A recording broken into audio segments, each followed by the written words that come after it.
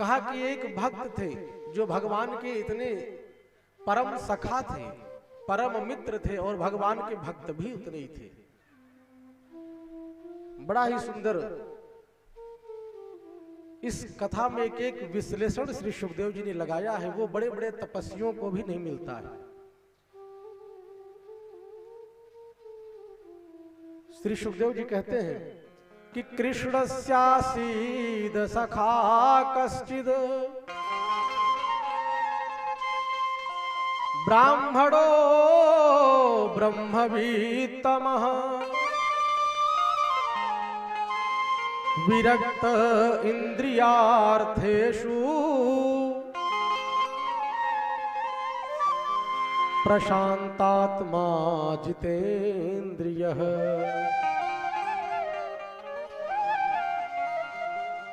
भागवत जी में सुदामा जी का नाम प्रत्यक्ष रूप से नहीं आया है। कृष्णस्यासीत सखा कश्चिद, कहा कि बहुत समय की बात है, भगवान के एक सखा थे। वो कैसे थे? बोले ब्राह्मणो ब्रह्मवित्तमः। कहा कि श्री सुखदेव जी ने इस प्रकार से ऐसे ऐसे विशेषण लगाए हैं सुदामा जी के लिए कि बड़े बड़े योगींद्र मुनींद्र यमलात्मा महात्मा किसी के लिए भी ऐसा शब्द प्रयोग में नहीं आया। कहा कि सुदामा जी कैसे हैं? कहा कि ब्राह्मण तो है ये हैं, ब्रह्मवित्तमः, ब्रह्मविद ब्रह्मैव भवति, जो ब्रह्म को जानने वाला ब्राह्मण हो, जिसको ब्रह्म ज्ञान हो, ब्रह्म ज्ञानी हो, ब्रह्म का प्रतिपादन करने वाला हो, जो तत्वज्ञ हो, तत्वज्ञ मनीषी हो, ऐसे श्री सुदामा जी महाराज। और उस सुदामा जी के लिए विशेषण लगाते हैं। कहा कि सुदामा जी का जीवन कैसा है कि विरक्त इंद्रियार्थेषु, जिनकी इंद्रियां विरक्त हो चुकी हैं। विरक्त नाम किसी महात्मा का नहीं कि वह संत बन गया, लाल पीला पहन लिया तो बाबा जी विरक्त हो गए। कहा कि विरक्त का अर्थ होता है कि जिन्होंने अपनी इंद्रियों को अंतर्मुखी कर दिया, जिनकी इंद्रियां अंतर्मुखी हो चुकी है, जिनकी कामना नष्ट हो गई है। सुदामा जी के लिए कहते हैं विरक्त इंद्रियार्थेषु। और सुदामा जी कैसे हैं? बोले प्रशांत आत्मा, जिनके भीतर किसी भी प्रकार की कोई हलचल नहीं है, कोई अभिलाषा नहीं है। अभिलाषा है तो यही प्रभु भक्ति का, प्रभु को पाने का, प्रभु के एक रहस्य को ज्ञात करने का, जानने का। प्रशांत आत्मा, जो बिल्कुल परम शांत है, जिनकी आत्मा बिल्कुल परम शांत है।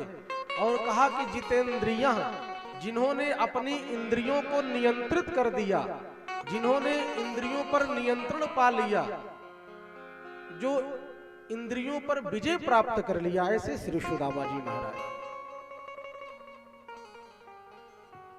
कहा कि रूप रस गंध स्पर्श में सभी लोग खोए रहते हैं। आंख चाहती है कि सुंदर दृश्य देखूं, कान चाहता है कि सुंदर शब्द श्रवण करूं, जिह्वा चाहती है कि सुंदर व्यंजन मिले, सुंदर पदार्थ मिले, नासिका सुंदर सुगंध चाहती है। प्रत्येक इंद्रियां मनुष्य को हठात बलात् अपनी तरफ खींचती हैं और मनुष्य इंद्रियों के वशीभूत होकर के पाप और पुण्य करता है। और कहा कि सुदामा जी कैसे हैं? बोले जितेंद्रिय। सुदामा जी जैसा चाहते हैं उनकी इंद्रियां वो चाहती है। ऐसे परम जितेंद्रिय श्री सुदामा जी महाराज। श्री सुखदेव जी कहते हैं कि सुदामा जी के जीवन में विपन्नता है, गरीबी है, लेकिन सुदामा के लिए दरिद्र शब्द का उल्लेख नहीं है भागवत जी में। कहा कि सुदामा जी गरीब हैं, विपन्न हैं, लेकिन दरिद्र नहीं है। कहा कि दरिद्र कौन? कहा दरिद्रोयम असंतुष्टोयम, जिसको जो मिला है उसमें वो असंतुष्ट है और भी अनीति पूर्वक प्राप्त करना चाहता है। जो मिला उसमें संतुष्टि नहीं, जो नहीं प्राप्त हुआ उसे प्राप्त करने के लिए जीवन नष्ट कर देना। कहा कि जो जीवन से अपने असंतुष्ट है वही दरिद्र है, और सुदामा जी दरिद्र नहीं है। सुदामा जी तो प्रशांत आत्मा जितेंद्रिय है। ऐसे परम शांत श्री सुदामा जी महाराज। कहा कि सुदामा जी इतने विद्वान थे। अब हम और आप अगर कल्पना करें कि जो महापुरुष भगवान के साथ गुरुकुल में अध्ययन किया होगा, क्या वह साधारण विभूति है? वह तो असाधारण विभूति ही है, जो भगवान के साथ पढ़ने का सामर्थ्य रखता है, जो प्रभु के साथ, जिसके भीतर इतनी शक्ति को प्रभु के साथ गुरुकुल में जाकर के अध्ययन करे, ब्रह्म ज्ञान प्राप्त करे, जो भगवान सुदामा जी के साथ गुरुकुल में अध्ययन किए। सुदामा जी को किसी भी प्रकार का कोई अभिमान नहीं था, और यहां किसी का परिचय अगर भारत सरकार से हो जाए तो अपने आप को बड़ भागी मानता है। ऐसे ऐसे दृष्टांत देगा कि कौन है इस भारतवर्ष में जो मुझे नहीं जानता है, सब जगह मेरा परिचय है, सब जगह मेरी चलती है। और जो महापुरुष भगवान के साथ अध्ययन किए हों, लेकिन कभी सुदामा जी ने यह किसी को ज्ञात ही नहीं होने दिया कि मैं भगवान के साथ अध्ययन किया हूं। कहा कि सुदामा जी के जीवन में गरीबी है, विपन्नता है, लेकिन दरिद्र नहीं है, परम उदार है सुदामा जी। सुदामा जी ने अपनी पत्नी को भी नहीं बताया था कि हम भगवान श्री कृष्ण के साथ विद्या अध्ययन किए थे और हमारे परम सखा हैं। श्री सुखदेव जी कहते हैं, एक बार भगवान ही सुदामा पर अनुग्रह करने के लिए, कृपा करने के लिए सुदामा जी के घर जाते हैं। जब सुदामा जी अपने घर में नहीं थे, भिक्षाटन करने के लिए गए हुए थे, और भगवान एक याचक के रूप में जाते हैं और भिक्षा मांगते हैं। सुदामा जी की पत्नी का नाम सुशीला, जैसा नाम वैसे ही गुण। सुशीला बाहर निकलती हैं और कहती हैं कि हे ब्राह्मण देव, हमारे घर सूतक लगा हुआ है और सूतक में किसी को दान नहीं देना चाहिए। कारण ये कि सुबह खाती और शाम के भोजन की व्यवस्था नहीं थी, बहुत गरीबी थी सुदामा जी के जीवन में। तो परम कुशल परम निष्ठात सुदामा जी की भार्या सुशीला, सुशीला ने कहा कि प्रभु हमारे यहाँ सूतक लगा है जिससे हम आपको दान नहीं दे सकते हैं, तो प्रभु आप क्षमा करें। याचक के रूप में भगवान कहते हैं कि हे ब्राह्मणी, ठीक है, यह सूतक समाप्त कब होगा तब मैं आऊं भिक्षाटन करने। कहा कि यह ऐसा सूतक लगा है कि प्रभु मुझे तो नहीं लगता कि मेरे जीवन से चला जाएगा। याचक के रूप में आए हुए भगवान कहते हैं, आपको पता नहीं कि आपके पति की मित्रता द्वारिकाधीश से है, जिनकी नगरी ही स्वर्ण की है। और सुदामा जी को इतना प्रभु मानते हैं, इतना स्नेह करते हैं, इतना प्रेम है उनसे, केवल एक बार वो चले जाएं बस सारी गरीबता दूर हो जाएगी, सारी गरीबी दूर हो जाएगी, और सदा सदा के लिए ही विपन्नता उनके जीवन से नष्ट हो जाएगी। सुदामा जी लौट करके आए, घर भोजन संपन्न हुआ, और जब चरण सेवा करने लगी तो सुशीला कहती है कि मैंने सुना है कि आपकी मित्रता द्वारकाधीश से है। तो सुदामा जी बड़े प्रसन्न हुए, भगवान श्री कृष्ण का नाम लिया। तो सुदामा जी कहते हैं कि सुशीला तुमको किसने बताया? कहा कि बस ऐसे ही मुझे ज्ञात हुआ। तो सुदामा जी ने कहा कि तुमने सत्य सुना, भगवान द्वारकाधीश हमारे मित्र हैं। तो सुशीला कहती है कि एक निवेदन करूं आपसे स्वामी, कि हमारे जीवन में इतनी गरीबी है, इतनी दरिद्रता है, इतनी विपन्नता है, आप एक बार इस संदेश को लेकर के भगवान द्वारकाधीश के पास जाएं। भक्त की भावना, जब भक्त में प्रेमोद्रेक होता है, जब भगवान के प्रति उसका वह प्रेम तन्मयता से बढ़ने लगता है, तो भगवान के समक्ष वह भक्त खड़ा होकर के रोता हुआ कहता है कि हे प्रभु, मैं तो इतना खल हूं, इतना दुष्ट हूं, इतना पापी हूं कि प्रभु, कि जो भी कृपा आपकी हमको मिल रहा है उस कृपा के लायक भी हम नहीं हैं। कहा कि ये भक्त की अपनी भावना है कि अपने आप को वह दुष्ट कहता है, पापी कहता है, खल कहता है। सुशीला ने कहा कि प्रभु, जो भी हमारे यहाँ दरिद्रता है, गरीबता है, ये सब दूर हो जाएगा। तो सुदामा जी ने कहा कि देवी, यदि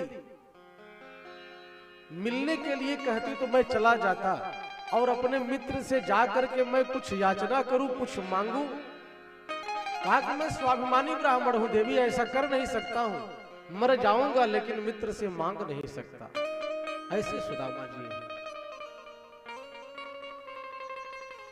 सुदामा जी ने वेद को बेचा नहीं। अगर वो चाहते तो वो भी गुरुकुल चला सकते थे, बच्चों को पढ़ाते थे, वो पढ़ाने के बदले उसका शुल्क लेते, लेकिन सुदामा जी ने कोई शुल्क नहीं लिया। कहा कि भगवान सूर्य नारायण अपनी रोशनी को प्रदान करते हैं, क्या उसके बदले हम कोई शुल्क देते हैं? कोई शुल्क चुकाना होता है। भगवान पवन देव अपनी वायु को चलाते हैं, उनके वायु को श्वास के रूप में हम लेते हैं, क्या उसके बदले में कुछ उनको देते हैं? और हम वेद को पढ़ाएं, ये अच्छी बात है, लेकिन वेद को बेचें ये नहीं।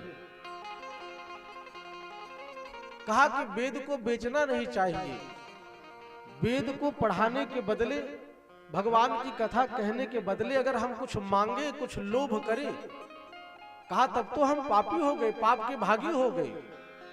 श्री व्यास जी लिखते हैं भागवत जी में कि कारिता कण लोभेन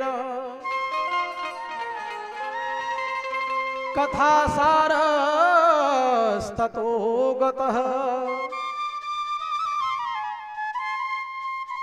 कारिता कण लोभेन कथा सारस्ततो गतः। कहा जब से लोगों के भीतर लोभ आ गया, तब से जो कथा का सार है वो नष्ट होता जा रहा है। कारिता कण लोभेन कथा सारस्ततो गतः। श्री सुखदेव जी कहते हैं कि सुदामा जी की पत्नी ने जब प्रार्थना किया कि प्रभु आप दर्शन ही कर ले, कुछ मांगे नहीं, तो सुदामा जी ने विचार किया कि चलो सुशीला के द्वारा ही अपने मित्र का दर्शन होगा और अपने इष्ट से मैं मिलूंगा, यह मेरा परम सौभाग्य होगा। कि अयम ही परमो लाभ उत्तमो लाभ दर्शन। सुदामा जी मन में विचार करते हैं, अयम ही परमो लाभ, आज मेरा सौभाग्य बढ़ गया कि पत्नी भी मिली तो ऐसी सुशील मिली कि जो भी समझा दूं वह मान जाती है, हमारे स्वाभिमान को गिरने नहीं देती है। श्री सुखदेव जी कहते हैं कि अयम ही परमो लाभ उत्तम श्लोक दर्शन। सुदामा जी सोचते हैं कि आज इन नैनों से भगवान का दर्शन होगा, अपने मित्र से मिलूंगा, परम सौभाग्य मेरा उदय हुआ है। लग रहा है कि पूर्वजों का आशीर्वाद प्राप्त हो रहा है, पितरों का आशीर्वाद है, भगवान की कृपा है, तभी तो ऐसी भावना हमारी पत्नी के भीतर जगी। और सुदामा जी चल देते हैं। सुदामा जी प्रभु मिलन के लिए अपने घर से निकले। सुदामा जी जाते ही रहे, पैरों में छाले पड़ गए, शरीर पूरा कृशकाय हो गया था, दुर्बल हो गया था, और प्रभु से मिलने के लिए सुदामा जी चल रहे हैं। आइए हम सब भगवान के शरण में चलते हैं सुदामा जी के साथ, कि भगवान हमारे भी ऊपर कृपा करें। सुदामा जी कह रहे हैं कि प्रभु आपकी नगरी बड़ी दूर है, प्रभु कैसे वहां पहुंचे, आप ही कृपा करें, कहां आपको ढूंढूं। कि घनश्याम तुम्हें ढूंढने जाऊं कहाँ कहाँ घनश्याम तुम्हें ढूंढने जाऊं कहाँ घनश्याम तुम्हें ढूंढने जाऊं कहाँ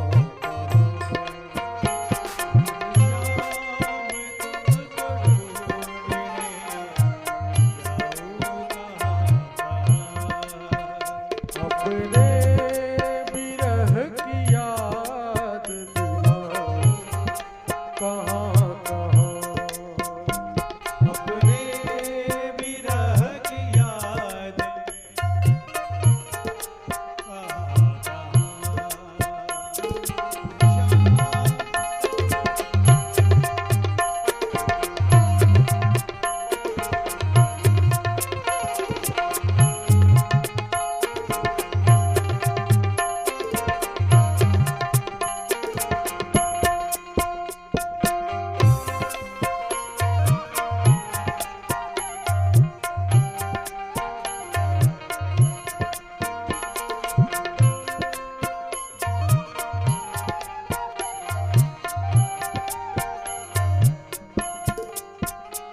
तेरी नजर में जुल्फ में मुस्कान मधुर में नजर में दूध में मुस्कान में तेरी नजर में जुल्फ में मुस्कान मधुर में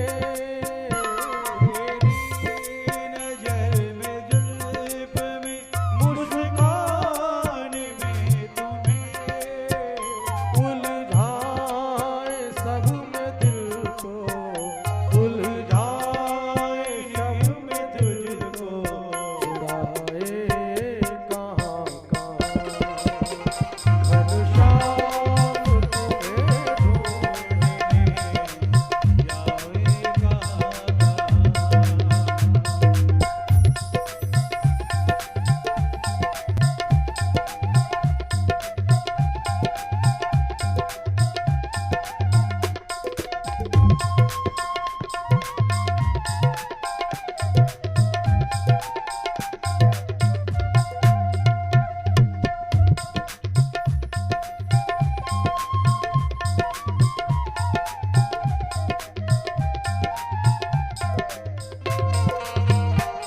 करोड़ों की खाक सारी में खुद खाक बन गए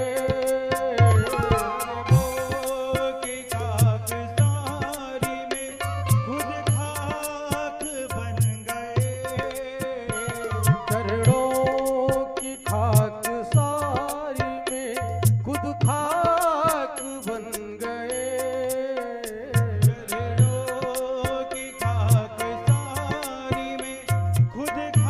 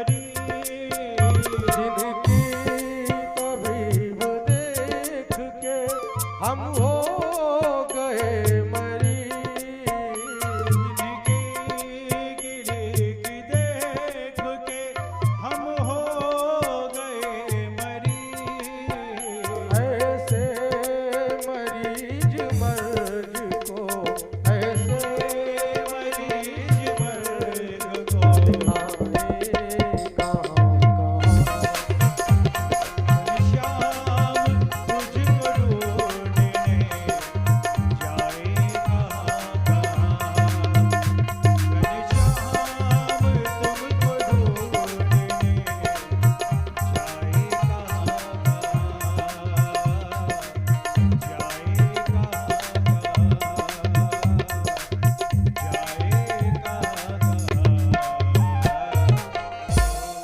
बोल भक्तवत्सल भगवान की, की जय द्वारकाधीश की। जय।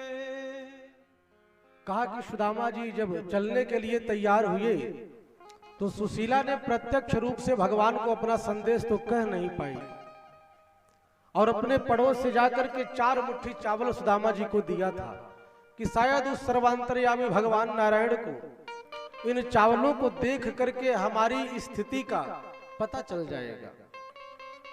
श्री सुखदेव जी कहते हैं कि याचित्वा चतुरो मुष्टि विप्रान पृथक तंडुलान चैलखंडेन तान बद्ध्वा भर्त्रे प्रादादुपायनम। सुशीला प्रत्यक्ष रूप से तो भगवान को कह नहीं पाई, जानती थी कि हमारे पति स्वाभिमानी हैं और ये जाकर के कृष्ण से कुछ कहेंगे नहीं। और जब द्वारिकाधीश इनसे पूछेंगे कि घर में सब कुछ कुशल है, किसी भी प्रकार की कोई कमी नहीं, तो ये कहेंगे कि प्रभु आपकी कृपा से हम परम संतुष्ट हैं, सब एकदम कुशल पूर्वक है, घर में किसी भी प्रकार की कोई कमी नहीं, जीवन एकदम रसपूर्ण है, रस से भरा हुआ है प्रभु। तो अप्रत्यक्ष रूप से सुशीला ने 4 मुट्ठी चावल, वो भी पृथक पृथक तंडुलान, अलग अलग घरों से एकत्रित करके एक पोटली में बांध करके दिया कि हे जगन्नियंता, हे जगदीश, हे जगदाधार, हे सर्वात्मा, शायद इन चावलों को देख करके आपको ज्ञात हो जाए कि हमारे गृह में, हमारे घर में कितनी बड़ी गरीबता है, कितनी विपन्नता है कि प्रभु। यह एक संदेश सुशीला ने अप्रत्यक्ष रूप से भगवान को दिया। सुदामा जी चले। श्री सुखदेव जी कहते हैं विष्णु पुराण में ऐसा उल्लेख आता है कि जब सुदामा जी भगवान से मिलने जा रहे थे और जब सुदामा जी चलते चलते थक गए, भगवान नाविक के रूप में आकर के सुदामा जी को पार किया है और सुदामा जी की जब नींद खुली तो द्वारिका पहुंच गए।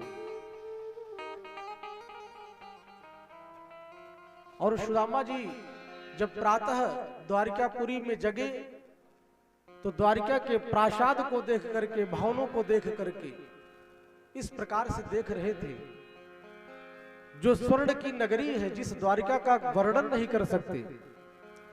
बड़े बड़े योगींद्र, मुनींद्र, यमलात्मा, महात्मा जिस भगवान के धाम की कल्पना करते हैं। कहा कि सुदामा जी अपनी नजर को इस प्रकार गड़ा करके भगवान के एक प्रसाद को देख रहे थे और एक सैनिक से पूछा कि ये बतावें कि द्वारिका नगरी कहां है। उस सैनिक ने कहा कि बाबा आप द्वारिका में ही पहुंचे हैं, ये द्वारिकापुरी ही है। तो सुदामा जी ने कहा कि अगर यही द्वारिकापुरी है तो इसमें हमारे मित्र, हमारे बचपन के सखा श्री कृष्ण कहां है, उनसे मैं मिलना चाहता हूं। श्री सुखदेव जी कहते हैं कि हे राजर्षि परीक्षित, ऐसे ऐसे को उदार जगमाही, भगवान इतने दयालु है, कृपालु है कि उनके सैनिक में भी ऐसी उदारता है। जब सुदामा जी के स्वरूप को देखा कि बिल्कुल विपन्नता, शरीर पर कोई वस्त्र नहीं, पैरों में कोई उपानह नहीं, एकदम मैली कुचैली धोती पहन करके प्रभु को अपना सखा बता रहे हैं। और वह सैनिक संदेश लेकर के जाता है। भगवान अपनी सुधर्मा सभा में बैठे थे। नरोत्तम दास ने बड़ा ही सुंदर इसका चरित्र चित्रण किया कि वह सैनिक जाकर के भगवान द्वारकाधीश से कहता है कि हे प्रभु, कि शीश पगान झगातन पे प्रभु, जान कुआही बसे के ग्रामा, धोती फटी सिलटी दुपटी, पाय उपारह को नहीं श्यामा। कहा कि हे प्रभु, द्वार पर एक विपन्न ब्राह्मण आया हुआ है, शीश पगान झगातन पे प्रभु, और वो जब से आया है तब से हमारे द्वारकापुरी को इस प्रकार से निहार रहा है कि जैसे ऐसे मकान कभी देखा ही न हो। और कहा कि प्रभु, इतनी विपन्नता है कि शरीर में एक भी वस्त्र नहीं, और जो भी वस्त्र है वो भी फटे हुए हैं, मैले कुचैले हैं। पूछत दीन दयाल को धाम, बतावत आपरो नाम सुदामा। और जैसे सैनिक ने सुदामा शब्द कहा, प्रभु विकल हो गए, व्याकुल हो गए, आतुर हो गए, और प्रभु भागते हुए सुदामा की तरफ चल दिए। भगवान की जय। कहा कि अगर भगवान शिव भी आ जाते तो इस प्रकार आज तक भगवान की पटरानियों ने द्वारकाधीश को नहीं देखा कि इतने व्याकुल हो जाए, इतने आतुर हो जाए मिलने के लिए। भगवान सीढ़ियों को नागते हुए पीतांबर कहीं पर गिर रहा है, शरीर का कोई भान नहीं, और दौड़ते हुए सुदामा सुदामा। और जब इधर अत्यधिक समय बीत गया तो सुदामा जी को लगा कि भाई हमारे मित्र हैं, बचपन के सखा हैं, और जिनका प्रसाद ही स्वर्ण का हो, जो स्वर्णाधिपति हो सकता है कि मुझ गरीब से मिलने में संकोच होता हो। तो श्री सुखदेव जी कहते हैं कि सुदामा जी जाने लगे, और इधर भगवान द्वारकाधीश सुदामा सुदामा कहते हुए दौड़ते सुदामा की तरफ आ रहे थे। और जब सुदामा शब्द सुदामा जी के कान में गया तो सुदामा जी ठहर गए।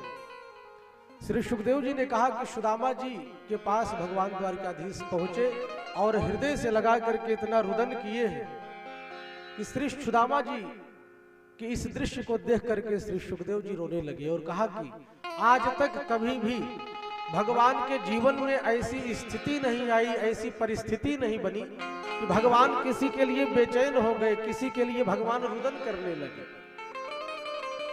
कहा कि धन्य है सुदामा। सुदामा को पकड़ करके भगवान इतना रोए कि सुदामा जी को भी रोना आ गया।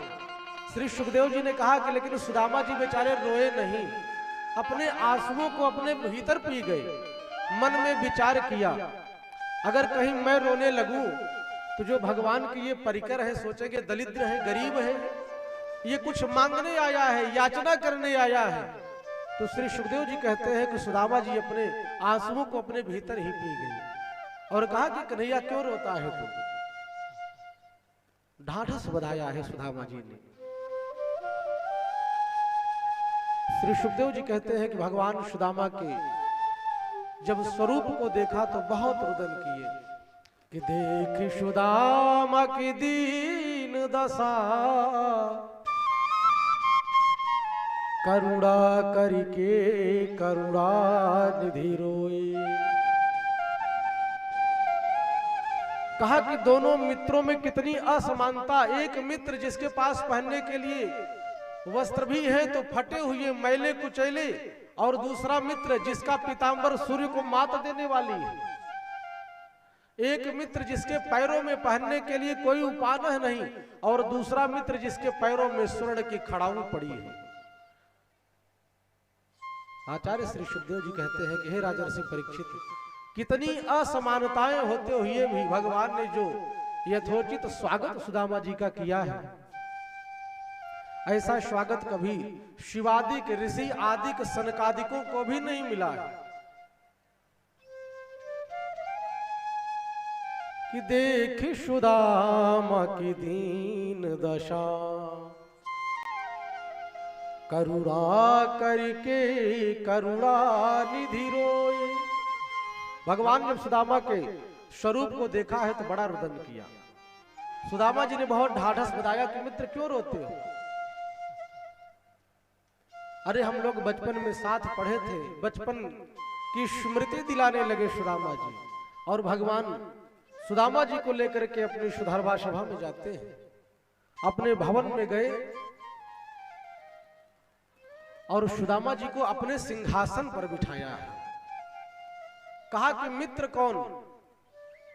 कहा कि मित्रता कैसी होनी चाहिए? मित्र का मतलब ही है मिदनात् त्रायते इति मित्रः पयः पयवत मित्रः। कहा जैसे कोई व्यापारी दूध को बेचने जा रहा था, नाव में बैठा तो दूध का मित्र जल ने कहा कि भैया मुझे भी साथ ले चलो। और उस व्यापारी ने उस दूध में उस जल को भी डाल दिया। और दूध ने किया क्या? अपने जैसा स्वरूप अपने मित्र को दिया, जल को दिया। अपनी जैसी कीमत अपने मित्र को दिया। पयः पयवत मित्र। भगवान लेकर के गए सुदामा जी की ऐसी दशा, और उनको अपने आसन पर सिंहासन पर बिठाल करके प्रभु साक्षात लक्ष्मी स्वरूपा माता भगवती रुक्मिणी को आदेश देते हैं कि जा करके जल ले आओ और सुदामा जी के चरणों को धोना है, क्योंकि ब्राह्मण देव है, ब्राह्मण देव के पैरों को धोना चाहिए। साक्षात भगवती लक्ष्मी जी भी बेचैन है कि ऐसा कौन सा व्यक्ति आ गया है, इसकी पुण्य की सराहना क्या करूं। कि किमने न कृतम पुण्यम, किस पुरुष ने ऐसा कौन सा पुण्य का कार्य किया जिसकी सेवा भगवान कर रहे हैं अपने सिंहासन पर बिठाल करके, जिनके चरणों को पखार रहे हैं प्रभु। साक्षात लक्ष्मी जी भी हैरान है कि किमने न कृतम पुण्यम अवधूते न भिक्षुड़ा। यह कौन सा व्यक्ति है, कौन सा अवधूत है? भिखमंगा जैसा स्वरूप है इसका। इसने अपने जीवन में कौन सा ऐसा तप किया, कौन सा ऐसा पुण्य किया, जिनके चरणों में भगवान बैठ करके चरण पखार रहे हैं, चरण धो रहे हैं। कि स्त्रियाहीने न लोकेस्मिन् गरहित नाधमेन च। लक्ष्मी जी मन में विचार करती है, श्रियाहीनेन, लक्ष्मी से विहीन है, इतना गरीब ब्राह्मण है। श्रियाहीनेन, जिसके पास भोजन की व्यवस्था नहीं, वस्त्र पहनने की व्यवस्था नहीं, यह कैसा अवधूत है। और कौन सा ऐसा पुण्य कार्य किया कि जिसकी सेवा साक्षात द्वारिकाधीश कर रहे हैं। और यहां पर लक्ष्मी जी कहती हैं, लोकेस्मिन् गरहित नाधमेन च। सुदामा जी को अपने मन में विचार करती है, अधम ब्राह्मण, इसने कौन सा ऐसा कार्य किया, कौन सा ऐसा तप किया, कौन सा ऐसा जप किया, किस मार्ग का अनुसरण किया कि जिनके चरणों में आज साक्षात त्रिलोकीनाथ बैठे हुए हैं। कि आज तक हमने अपने जीवन में इस प्रकार किसी भी देवी देवता के चरणों में बैठा हुआ आदि पुरुष भगवान जगन नियंता जगदाधार नारायण को देखा हो। लक्ष्मी जी भी परम विस्मित है, परमाश्चर्य में डूबी हुई है। और कहा कि जब तक मां भगवती रुक्मिणी जी इत्यादि जो लक्ष्मी स्वरूपा 16,108, यहां पर लक्ष्मी जी का ऐश्वर्य स्वरूप है। द्वापर युग में ये सारी भगवती लक्ष्मी जी का ही अंश है। 16,108 रानियां अष्टपट रानी जल लेकर के आती है। और उसके पहले ही सुदामा जी की दीन दशा को देख करके भगवान ने इतना रोया कि उनके नेत्रों के जल से ही सुदामा जी के पैर धुल गए और सुदामा जी के जब चरणों में कंटक चुभे हुए देखा कि कितने कांटे लगे हुए हैं, पैर में विवाई फटी है, ऐसे बेहाल विवाई थे। और इस दृश्य दशा को देख करके भगवान ने बहुत रोया। आचार्य श्री सुखदेव जी कहते हैं यह किसी दरिद्र ब्राह्मण की सेवा नहीं है। सुदामा जी एक तपस्वी है जिनके मस्तक पर ब्रह्म तेज है, ब्रह्म तेज से जो आच्छादित है ऐसे श्री सुदामा जी हैं। भगवान कहते हैं सुदामा जी के जब चरण को धुलाया, अपना वस्त्र दिया, वस्त्र पहनाया और भोजन कराया। भगवान अपने ही आसन पर बिठाल करके सुदामा जी को भोजन कराया है। बोल भक्तवत्सल भगवान की जय। भगवान इतने उदार हैं, इतने दयालु हैं, इतने कृपालु हैं कि हमारा कोई बचपन का मित्र हो हम सबका और वो बिल्कुल गरीब हो और हम भगवान की कृपा से प्रारब्धानुसार लक्ष्मी की कृपा हुई तो हम उस मित्र से बात भी नहीं करना चाहते, सोचते हैं इससे बात करें तो लोग क्या समझेंगे, किस भिखारी से बात कर रहे हैं, ये भिखारी का मित्र है। और सुदामा जी का जो स्वागत भगवान ने किया है उनकी सराहना कहां तक की जाए। श्री सुखदेव जी कहते हैं कि भगवान ने अपने आसन पर बिठाल करके सुदामा जी को भोजन कराया और भोजन कराने के बाद भगवती लक्ष्मी जी को आदेश देते हैं कि हमारे मित्र हैं, परम तपस्वी हैं, परम ज्ञानी हैं, ब्रह्म ज्ञान से आच्छादित हैं, इनसे आशीर्वाद लो।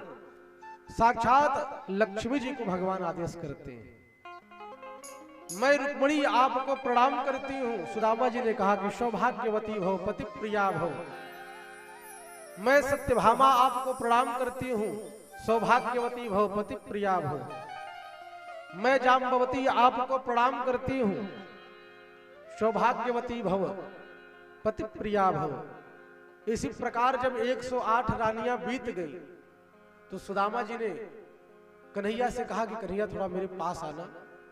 और जब भगवान गए तो उनके कान में कहते हैं सुदामा जी, कन्हैया तू बचपन से बड़ा नटखट था, क्या तुझे पता था कि मैं आने वाला हूं? पूरे गांव वालों को इकट्ठा कर लिया, ये सब इतनी यहां पर स्त्रियां आ गई हैं, पूरे गांव वालों को इकट्ठा कर लिया। भगवान ने कहा कि मित्र ये गांव की नहीं है, ये सब अपनी पत्नी है। अरे बोले वाह कन्हैया, कितना विवाह हुआ? बोले कि 16,108 है ये। तो सुदामा जी ने कहा कि कन्हैया देख, अगर 16,108 बार अपने हाथ को उठाता रहा, एक तो शरीर से भी कमजोर, सारी हड्डियां दिख रही हैं, और 16,108 बार उठा करके आशीर्वाद देता रहा, भैया मेरा राम नाम सत्य हो जाएगा। तो भगवान को सुदामा जी आदेश करते हैं कि हे प्रभु इन सब की तरफ से आप ही आशीर्वाद ले लो। कहा कि भक्त के तप में इतनी शक्ति है कि भगवान को भी आदेशित करता है कि हे प्रभु आप भी मेरा आशीर्वाद लें। और भगवान ने प्रणाम किया, सुदामा जी ने आशीर्वाद दिया कि हे कन्हैया भगवान की कृपा ऐसी ही तेरे ऊपर बनी रहे, खूब फलो और फूलो। और उसके बाद सारी रानियां सुदामा जी के पास आ गई, कक्ष में गए हैं, हास परिहास हुआ, गुरुकुल की बातें हुई। और कन्हैया कहते हैं कि मित्र तुझे वो घटना याद है जब गुरु माता ने चना दिया था? तो सुदामा जी ने कहा कि लग रहा है कि प्रभु अपनी पत्नियों के समक्ष ही मेरी पोल खोल देंगे। बड़ी बेइज्जती महसूस हुई और कहा कन्हैया वो बातों को छोड़ो और कोई बात करते हैं कि गुरुकुल में हम लोग किस प्रकार से क्रीड़ा करते थे, खेलते थे। आचार्य श्री सुखदेव जी कहते हैं कि भगवान ने गुरुकुल की तमाम जो भी घटनाएं घटित हुई थी उनका स्मरण किया और श्री सुदामा जी ने जो चना खाया था, श्री सुखदेव जी कहते हैं कि मित्र हो तो सुदामा के जैसा। एक बार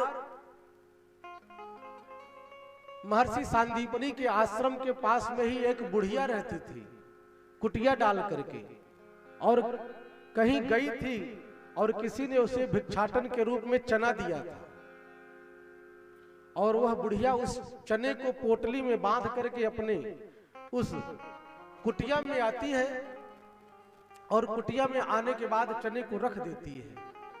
इतने में कुछ चोर राजा के यहाँ चोरी करके भाग रहे थे, और उसी बूढ़ी माता के कुटिया पर पहुंचे, और उस चने को पोटली में बंधा देख करके सोचे कि शायद इस बुढ़िया ने इसमें कोई स्वर्णाभूषण होगा, कोई कीमती वस्तु होगी, तो लेकर के भाग गए। और जब आगे जाकर के उस पोटली को खोल करके देखा तो उसमें चने को देखा,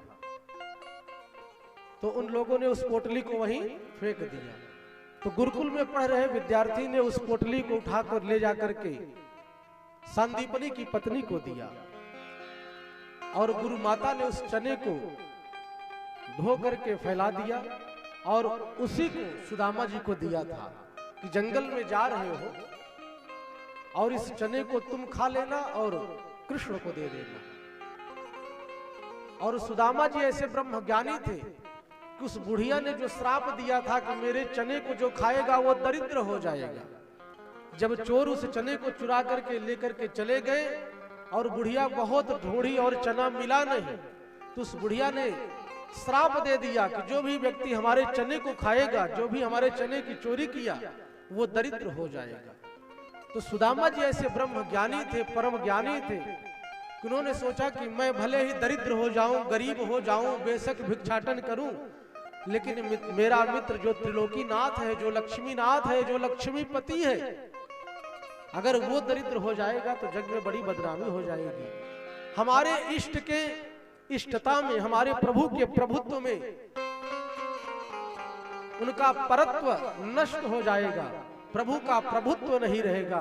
अपने भगवान के, अपने इष्ट के प्रभुत्व को बचाने के लिए, इष्टत्व को बचाने के लिए सुदामा जी ने संपूर्ण चने को खा लिया, जिससे सुदामा जी गरीब हुए। जब भगवान ने सुदामा जी से परस्पर वार्तालाप करते हुए कहा कि हे सुदामा, ये बताओ कि तुम जब गुरुकुल में पढ़ रहे थे तो बाबा बैरागी की बात ज्यादा करते थे, तो शादी विवाह किया कि नहीं? सुदामा जी ने कहा कि हाँ कन्हैया, विवाह तो हो गया, और तेरे भाभी का नाम है सुशीला। भगवान बहुत प्रसन्न हुए, कहा कि वाह सुदामा जी, आपने हमको निमंत्रण नहीं दिया विवाह में, नहीं तो हम भी आते। तो सुदामा जी ने कहा कि भैया हमारी तो एक ही विवाह हुआ, हम निमंत्रण नहीं दे पाए, कोई बात नहीं। और कन्हैया तू बता कि तूने निमंत्रण क्यों नहीं दिया? तूने तो 16,108 विवाह किया। भगवान ने कहा कि सुदामा, हमारी तो ऐसी स्थिति परिस्थिति बनी कि सब विवाह ऐसे हो गए, कोई बराती बारात नहीं गया। भगवान का यदि धूमधाम से विवाह हुआ तो रामावतार में, कि राम भगवान मिथिला में जाते हैं, यथोचित स्वागत हुआ, विवाह में सभी लोग जाकर के आनंदित हुए। और कृष्णावतार में तो भगवान का जितने भी विवाह भगवान के हैं सब गांधर्व विधि से हुए। माता रुक्मिणी का विवाह भी राक्षस विधि से सुसंपन्न हुआ था। तो श्री सुखदेव जी कहते हैं कि भगवान श्री कृष्ण कहते हैं कि हे सुदामा, हमारे जो भी विवाह हुए कोई दिन तय नहीं था, बस पहुंचा विवाह हो गया। परस्पर वार्तालाप करते हुए भगवान कहते हैं कि सुदामा, हमारी भाभी ने हमारे लिए क्या दिया है? अब सुदामा जी सोचते हैं कि जिस हमारे मित्र का मुकुट भी स्वर्ण का, पैरों में खड़ाऊं भी स्वर्ण की, जिसका नगर ही स्वर्ण का, और उस मित्र को मैं यह 4 मुट्ठी चावल, वो भी 4 स्थानों से, तो ये भगवान की जो पत्नियां हैं ये क्या सोचेंगी, क्या विचार करेंगी? तो सुदामा जी शर्म के मारे उस पोटली को निकाल नहीं रहे थे, और भगवान ने कहा कि ये इतने स्वाभिमानी है कि ये देंगे नहीं, और भगवान ने पीछे से हाथ डाल करके उस पोटली को निकाल लिया। और उस पोटली को जब भगवान द्वारिकाधीश ने खोला, 4 मुट्ठी चावल को देख करके प्रभु रोने लगे कि वाह मित्र, कि आपके जीवन में इतनी गरीबी है, इतनी विपन्नता है, लेकिन आपने कभी कुछ कहा नहीं, कुछ मांगा नहीं। कहा कि भक्ति वही श्रेष्ठ जिसमें कुछ मांग न हो। और भगवान देख करके एक मुट्ठी चावल को लिया और उसको खाया, सुदामा जी को एक लोक का मालिक बना दिया। भागवत जी में केवल एक मुट्ठी चावल खाने का ही श्री सुखदेव जी कथा सुनाते हैं। कहा कि भगवान ने एक मुट्ठी चावल खाया और सुदामा को सर्वस्व दे दिया। अपने जैसा धाम, अपने जैसा परिकर, अपने जैसा सारी व्यवस्थाएं। देखो प्रभु जब देते हैं तो हमको पता नहीं चलता है, लेकिन अज्ञानता में सब कुछ मिल जाता है। भगवान की जब कृपा होती है, करुणा होती है, हम जान भी नहीं पाते हैं, हमको पता नहीं चलता, लेकिन भगवान की कृपा हो जाती है। कहा कि जैसे हम लोग जब सो जाते हैं तो भगवान मेघ के रूप में सुंदर सुंदर सी वर्षा करते हैं, और जब सुबह उठते हैं तो देखते हैं कि वर्षा हुई है। तो जिसके पास जैसा पात्र होता है उतना ही जल का संग्रह उसके पास होता है। कहा उसी प्रकार भगवान तो अकारण करुणा करने वाले हैं, सब पर समान कृपा कर रहे हैं। भगवान की कृपा में कोई अंतर नहीं है। जो सूर्य नारायण प्रकाश अपना एक अमीर को देते हैं, वही गरीब को भी देते हैं। भगवान के द्वारा प्रदत्त जो वायु चलती है, जो अमीर के मकान में लगती है, वो गरीब के मकान में भी लगती है। कहा कि भगवान तो अकारण करुणा करने वाले हैं और सब पर समान कृपा करते हैं। अब जिसके भीतर पात्रता जैसी होती है वैसा ही वो पाता है। बोलो भक्तवत्सल भगवान की जय।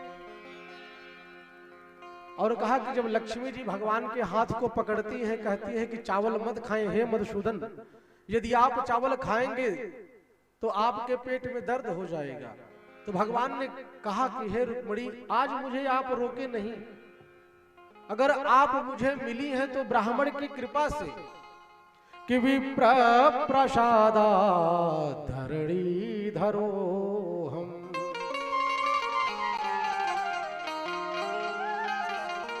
कि विप्र प्रसादा कमलावरो हम,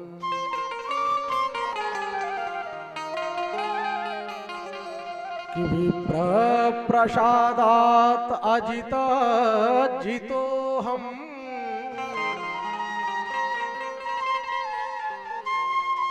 विप्र प्रसादात मम नाम राम।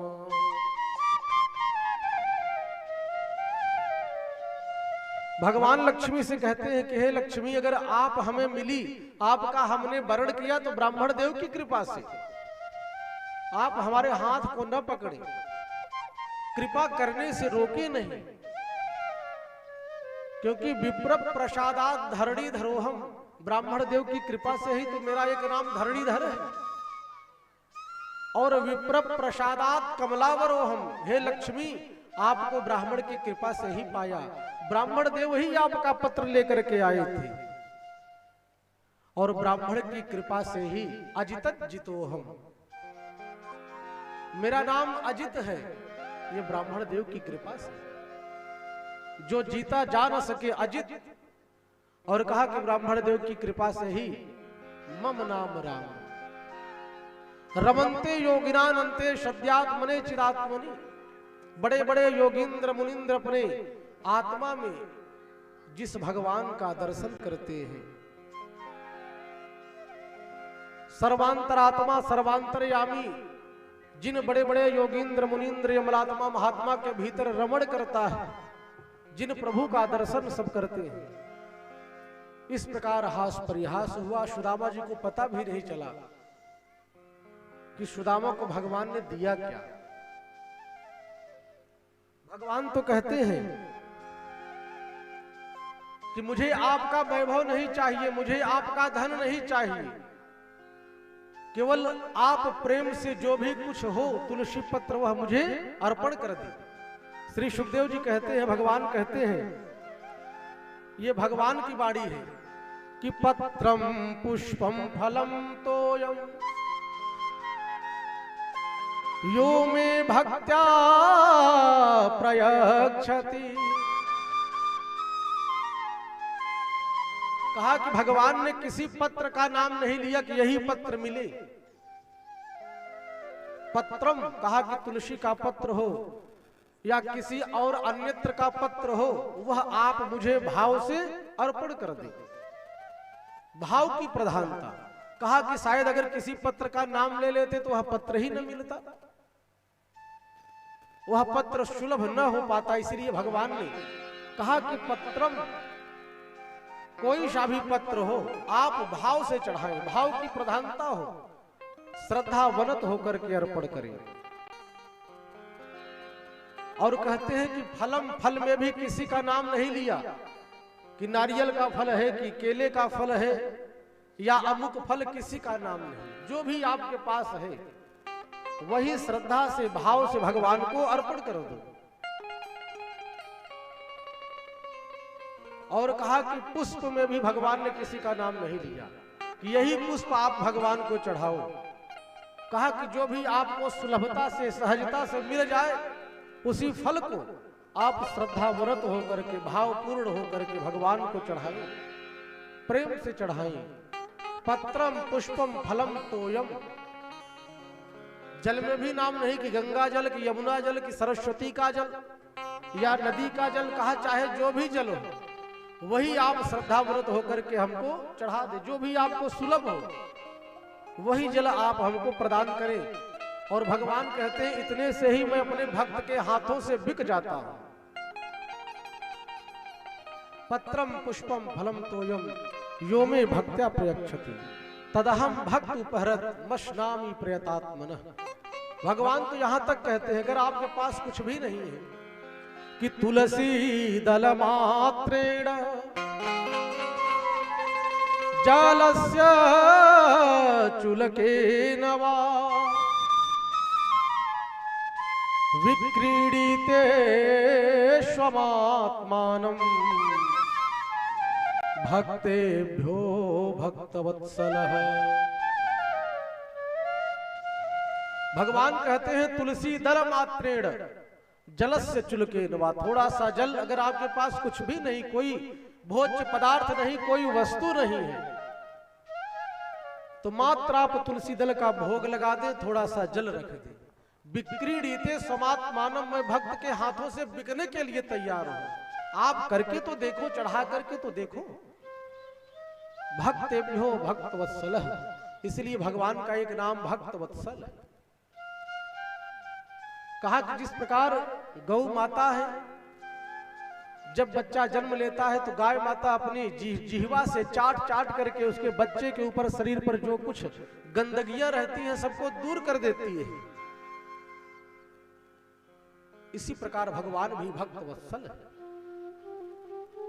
जो भी उनके भक्त हैं, उनके परिकर हैं, भगवान इस प्रकार से कृपा करके जो भी भगवान की शरण में चला जाए, चाहे जितना पापी हो, कामी हो, दुष्ट हो, भगवान उसके सारे दोष को भुला देते हैं, सारे दोष को नष्ट करके निर्मल बना देते हैं।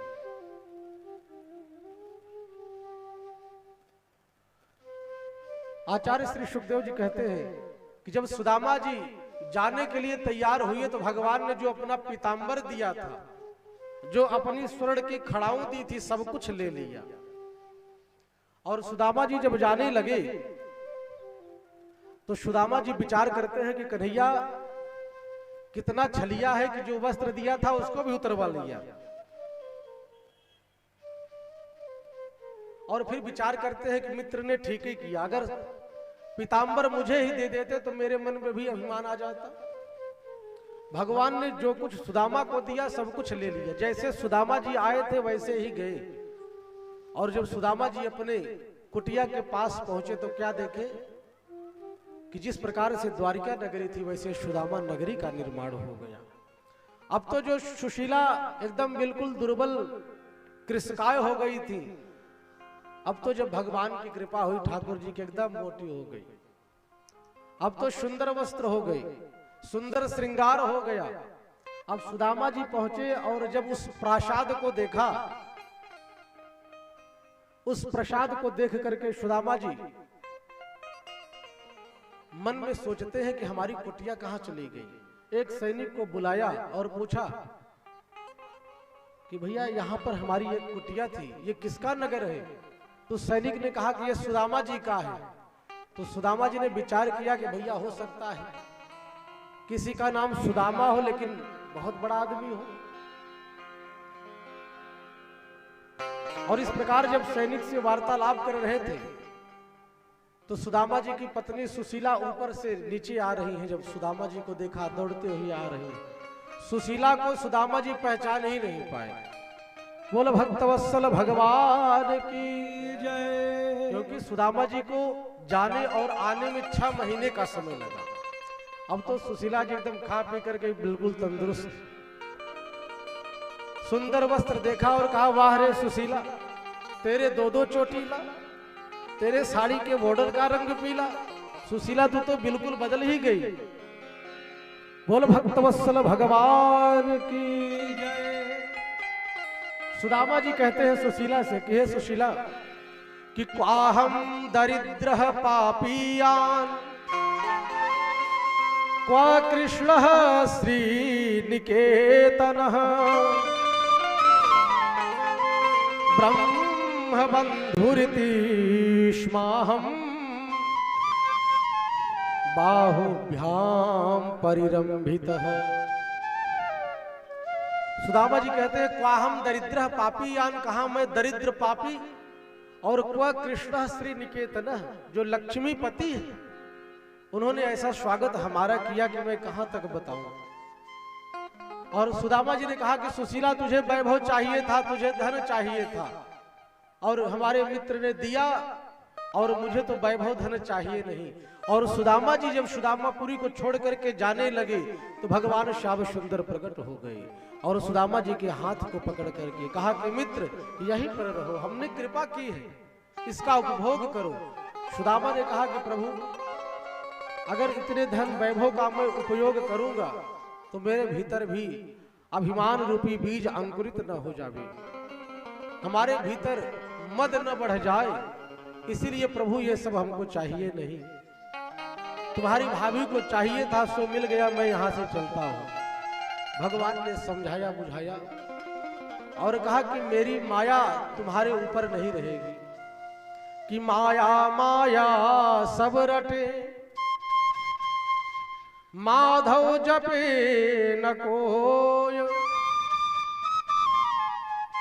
भाई भगवान के समक्ष हम सभी जाते हैं तो क्या मांगते हैं? केवल माया, लक्ष्मी चाहते हैं कि प्रभु हमको धनवान बना दो, वैभववान बना दो, कि माया माया सब रटे माधव जपे न कोई। और जिसने माधव को जप लिया तो ये माया उसकी दासी बन जाती है। माया का अर्थ मां माने नहीं, या माने जो शाश्वत नहीं रहने वाली है, जो असत्य है, मिथ्या है, वही भगवान से हम मांगते हैं। कहा कि भगवान से क्या मांगना चाहिए कि हे प्रभु आप इतनी कृपा करें कि आपके चरणारविंद में हमारी भक्ति और प्रबल हो जाए, आपका मैं परम भक्त बन जाऊं। और हे प्रभु जिस प्रकार आपने सुदामा जी के ऊपर कृपा की, इसी प्रकार से हमारे ऊपर भी आप कृपा करें। एक संत का बड़ा प्यारा भाव कहते हैं